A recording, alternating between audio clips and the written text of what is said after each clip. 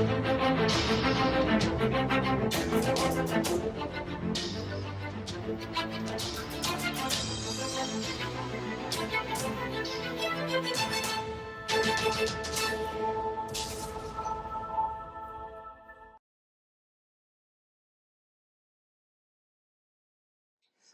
Jagan capital sound. ஏற்கனவே 2 காணொலி பார்த்துட்டோம் ஆஸ்க் ஐடி ஜெகனில். அடுத்ததாக வந்து பார்த்திங்கன்னா வந்து நிறைய கேள்விகள் கேட்டிருக்காங்க. ஸோ அதை நான் இப்போ ரீட் பண்ணுறேன். Is premium refundable in intraday அப்படின்னு கேட்டிருக்காங்க. அப்புறம் வந்து நீங்கள் டெய்லி ப்ராஃபிட் லாஸ் போடுறாங்களே, அது ப்ரீமியத்தோடு பார்க்கணுமா ப்ரீமியத்தில் இல்லாமல் பார்க்கணுமான்னு அப்படி கேட்டிருக்காங்க. ஒன்று பிடிச்சிக்கங்க. பொசிஷனல் முந்தி காலத்தில் எப்படி இருந்ததுன்னா வந்து எம்டிஎம் மட்டும்தான் இருந்தது. அதாவது வந்து பார்த்திங்கன்னா வந்து 4-5 நாள் சேர்த்து ப்ராஃபிட் பார்க்குற ஒரு ஆப்ஷனே கிடையாது. ஒரு ஸ்ட்ராட்டஜி ஒரு வாரத்துக்கு மேலே பண்ணிங்கன்னா இன்றைக்கி எவ்வளோ ப்ராஃபிட் இருக்குன்னு பார்க்கவே முடியாது. நீங்கள் என்ன பண்ணணும்னா டெய்லி ப்ராஃபிட் வந்து ஆட் பண்ணிட்டே வரணும். அப்படி தான் மாடல் இருந்தது. இந்த ஜீரோதாவோட கைட்டு வந்தோன்னே என்ன பண்ணிட்டாங்கன்னா வந்து என்னைக்கு ப்ரைஸ் செல் பண்ணாங்க, அப்புறம் இப்போ என்ன ப்ரைஸ்ன்னு பார்த்துட்டு ப்ராஃபிட்டோட அந்த ஸ்ட்ராட்டஜியோட ப்ராஃபிட் காட்டுவாங்க. அந்த ஸ்ட்ராட்டஜி வந்து என்னையிலேருந்து ஸ்டார்ட் பண்ணிச்சோ அன்னையிலேருந்து இன்றைக்கு வரைக்கும் வந்து அந்த நாள்லேருந்து இந்த நாள் வரைக்கும் உள்ளதான் வந்து அந்த ப்ராஃபிட்டு.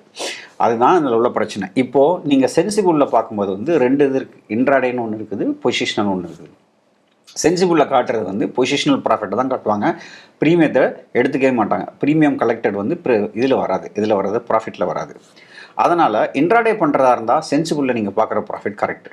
பொசிஷனல் பண்ணுறதா இருந்தால் சென்சிபிளில் அவங்க பார்க்குற ப்ராஃபிட் வந்து நீங்கள் டே வைஸ்னு போட்டு எடுத்திங்கன்னா அது கரெக்டான ப்ராஃபிட், அன்னைக்குள்ள ப்ராஃபிட். இல்லைன்னா பொசிஷனல் ப்ராஃபிட்டோட சேர்த்து பார்க்கணும். ஸோ இதெல்லாமே அதில் உள்ள பிரச்சனைகள். அவ்வளோ எதுக்குங்க, உங்களுக்கு ப்ராஃபிட் லாஸ் வேணும்னா பேக் ஆஃபீஸ் பார்க்குறது தான் பெஸ்ட்டு. அதுதான் வந்து கரெக்டான பிகர் உங்களுக்கு காட்டும். சரிங்களா? ரைட். அடுத்து synthetic entry of deep ITM எப்படி பண்ணுறதுன்னு கேட்டிருக்காங்க. ஃபஸ்ட்டு வந்து நீங்கள் ஒன்று புரிஞ்சுக்குங்க. சிந்தட்டிக் அப்படின்னாலே வந்து நான் ஏற்கனவே ஒரு காணொலி போட்டிருக்கேன், நீங்கள் போய் பாருங்கள். சிந்தட்டிக் லாங், சிந்தட்டிக் ஷார்ட் அப்படின்னு. அது வந்து ஒரு ஸ்ட்ரைக் ப்ரைஸில் நீங்கள் வந்து என்ன பண்ணலாம், ஒரு ஆப்ஷனை வாங்கி இன்னொரு ஆப்ஷனை விற்று நீங்கள் லாங்கோ ஷார்ட்டோ பண்ணிக்கலாம். டீட்டெயிலாக ஒரு வீடியோ இருக்குது, அது டிஸ்கிரிப்ஷனில் கொடுத்துருக்கேன், போய் பாருங்கள். இது பெரும்பாலும் வந்து எதில் பண்ணுறது நல்லதுன்னா வந்து அட்திமணியில் பண்ணுறது தான் நல்லது. டீப் ஐடிஎம்மில் பண்ணக்கூடாது. ஏன் பண்ணக்கூடாது அப்படிங்கிறத பின்னாடி சொல்கிறேன். அட்திமணியில் பண்ணிங்கன்னா உங்களுக்கு லிக்விடிட்டி நிறையா இருக்கும், இந்த வேறு பிரச்சனை வராது. இதே இது டீப் ஐடிஎம் பண்ணிங்கன்னா உங்களுக்கு என்ன பிரச்சனைனா லிக்விடிட்டி பிரச்சனை வரும். அதனால தான் வந்து இந்த சிந்தட்டிக் அப்படிங்கிற மாடலே வந்து எதில் வேலை செய்யணும், இண்டெக்ஸில் தான் வேலை செய்யும், ஸ்டாக்கில் வேலை செய்யாது.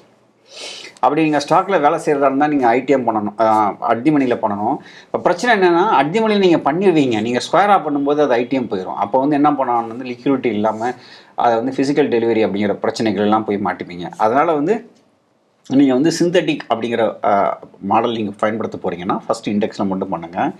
அட்திமணியில் பண்ணுறது நல்லது. இல்லைங்க நான் வந்து கால் ஆப்ஷன்னா டீப் ஐடிஎம் கால் மட்டும் வாங்க போகிறேன், புட்டு நான் இது எனக்கு கவலை இல்லை அப்படிங்கிற மாதிரி நீங்கள் இருந்தீங்கன்னா தாராளமாக டீப் ஐடிஎம்மு எங்கெல்லாம் வந்து ரவுண்ட் ஸ்ட்ரைக் ப்ரைஸ் இருக்கோ, எங்கெல்லாம் வந்து இப்போ நீங்கள் வந்து கால் வாங்க போகிறீங்கன்னா புட்டோட ஸ்ட்ரைக் ப்ரைஸ் வந்து கிட்டத்தட்ட ப்ரீமியம் வந்து 0க்கு கிட்ட எங்கே இருக்கோ அதை வாங்கிக்கிங்க. ஆனால் பிரச்சனைனா லிக்விடிட்டியில் மாட்டிப்பீங்க. அதனால் வந்து டிபிஎம் ஐடிஎம் அவாய்ட் பண்ணிட்டு அட்திமணியில் பண்ணுறது நல்லது. சரியா?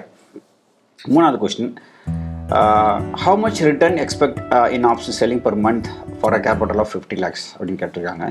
ஸோ கேபிட்டல் எவ்வளோ வேணாலும் இருக்கட்டும், 5 லட்சமாக இருக்கட்டும், 3 லட்சமாக இருக்கட்டும், 10 லட்சமாக இருக்கட்டும், எவ்வளோ ரிட்டர்ன் எதிர்பார்க்கலாம் அப்படின்னு கேட்டிருக்காங்க. அதுக்கு ரொம்ப எளிமையாக சொல்லப்போனால் கேபிட்டலுக்கும் அதுக்கும் பெருசாக சம்மந்தம் இல்லை. இன்னும் சொல்லப்போனால் கேபிட்டல் யார ரிட்டர்ன் குறையாதாகும். பொதுவாக வந்து பார்த்திங்கன்னா வந்து மாதத்துக்கு 3%, வருஷத்துக்கு ஒரு 40% எதிர்பார்க்குறது ஆப்ஷன் செல்லிங்கில் உள்ள நார்மலான ரிட்டர்ன் வச்சுக்கோங்க. 30-40% ரிட்டர்ன் வந்து எதிர்பார்க்குறது வந்து ஒரு நார்மலான ரிட்டர்ன். ஆனால் எப்போவுமே ஆப்ஷன் செல்லிங்கிறது வந்து எதை பொறுத்து இருக்குன்னா வந்து ஆப்ஷனை பொறுத்து இருக்குது. ஆப்ஷனோட ப்ரீமியம் எதை பொறுத்து இருக்குது அப்படின்னு பார்த்தீங்கன்னா விக்ஸை பொறுத்து இருக்குது. விக்ஸ் எதை பொறுத்து இருக்குன்னா ஓலட்டாலிட்டி பொறுத்து இருக்குது. ஓலட்டாலிட்டி எதை பொறுத்து இருக்குன்னா மார்க்கெட்டில் உள்ள நியூஸை பொறுத்து இருக்குது. ஸோ உங்களுக்கு மார்க்கெட்டில் யூக பேரம் அதிகமாக இருக்க, இறுதியமாக இருக்க, ப்ரீமியம் அதிகமாக இருக்கும். ஸோ ப்ராஃபிட் பண்ணுறதுக்கான வாய்ப்பு அதிகம். சரிங்களா? இதே இது வந்து பார்த்திங்கன்னா வந்து விக்ஸ் கம்மியாக இருக்கும்போது ப்ராஃபிட் பண்ணுறதுக்கான வாய்ப்பும் குறையாக இருக்கும். இது நம்பர் 1 நார்மலாக பார்க்க போனோம்னா. சரிங்களா? ரிட்டர்ன் நீங்கள் ஆப்ஷன் செல்லிங்கை 2ஆக பிரிக்கலாம். டைரெக்ஷனலாகவும் ஆப்ஷன் செல்லிங் பண்ணலாம், நான் டைரெக்ஷனலாகவும் பண்ணலாம். நான் டைரெக்ஷனில் வந்து 30-40% தான் ரிட்டர்ன். டைரெக்ஷனலை பொறுத்த வரைக்கும் ரிட்டர்ன் எப்போவுமே ஜாஸ்தி. ஆனால் பிரச்சனை என்னென்னா அதில் ட்ராடவுனில் மாட்டிப்பீங்க. ஏன்னா ட்ரெண்ட் எப்போவுமே இருக்குன்னு தெரியுது. இப்போ உங்களுக்கு தெரியும் ஒரு 4-5 மாதமாக மார்க்கெட் ட்ரெண்டே ஆகலை. ஸோ அந்த மாதிரி பிரச்சனைலாம் உங்களுக்கு ட்ரெண்ட் வராது. ஸோ ட்ரெண்ட் ஆகிற சமயத்தில் நீங்கள் 100% 200% கூட பாசிபிள். ட்ரெண்ட் ஆகாத சமயத்தில் நீங்கள் லாஸில் கூட வர்றதுக்கு பாசிபிள். ஸோ ஆப்ஷன் சரிங்க, நீங்கள் எதை பொறுத்து பண்ணுறீங்க, ப்ரீமியம் எப்படி இருக்குது அப்படிங்கிறத பொறுத்து அது மாறுபடும். So your set remaining the full capital is deployed in expiry in case, please explain about the position size. Okay. So நான் வந்து ஃபுல் கேபிட்டலை வந்து எக்ஸ்பைரிக்கு பண்ணுறேன்னா இது ரெண்டாக பிரிக்கலாம்.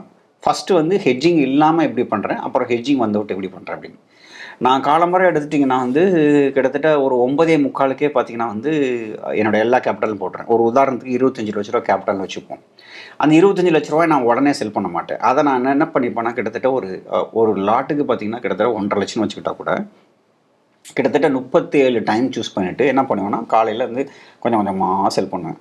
காலு போட்டு 9, 16, 17, 18, 19, 20 different stop loss trailing method இப்படிலாம் போட்டு 920 ஸ்டாண்டர்ட் மாடலில் நான் செல் பண்ணுவேன். 920 ஸ்டாண்டர்ட் அப்படின்னா என்னென்னு தெரியாத மக்கள் நீங்கள் என்ன பண்ணலான்னா டிஸ்கிரிப்ஷனை பாருங்கள். அந்த 920 ஸ்டாண்டர்ட் பற்றி நான் சொல்லியிருக்கிறேன். அதை போய் பார்த்தீங்கன்னா உங்களுக்கு புரியும். சரிங்களா?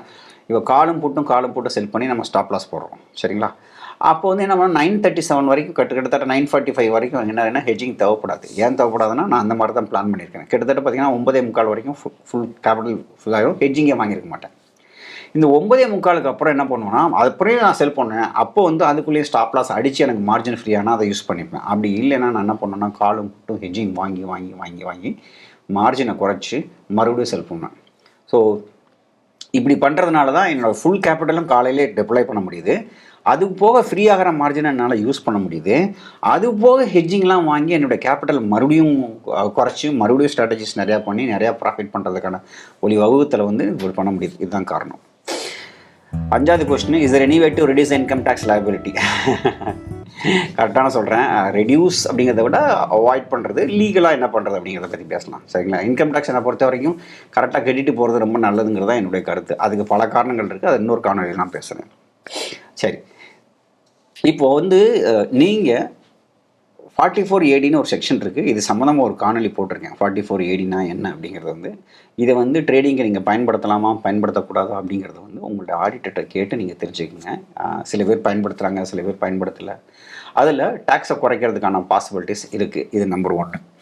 நம்பர் 2 வந்து இது வந்து டேர்ன் ஓவரை பொறுத்து இப்படி பல இது இருக்குது. இது எல்லாத்துக்கும் காணொலி இருக்குது. நீங்கள் பாருங்கள். உங்களுடைய டேர்ன் ஓவர் 10 கோடிக்கு கீழே இருக்கிற சமயத்தில் நீங்கள் இது பண்ணலாம். சரியா? இல்லை என்னுடைய ப்ராஃபிட் வந்து கிட்டத்தட்ட பார்த்தீங்கன்னா 1 கோடிக்கு மேலே போகுது அப்படிங்கிற பட்சத்தில் வந்து நீங்கள் என்ன பண்ணலான்னா வந்து கார்ப்பரேட் அக்கௌண்ட்டு க்ரியேட் பண்ணலாம். கார்ப்பரேட் அக்கௌண்ட்டுக்கு வந்து அதுக்கு ஒரு ரூல்ஸ் அண்ட் ரெகுலேஷன்ஸ் எல்லாமே இருக்குது. அது உங்கள் ஆடிட்டரை கேட்டு பாருங்கள். ஸோ கேட்டு பார்த்தா அவங்க சொல்லுவாங்க.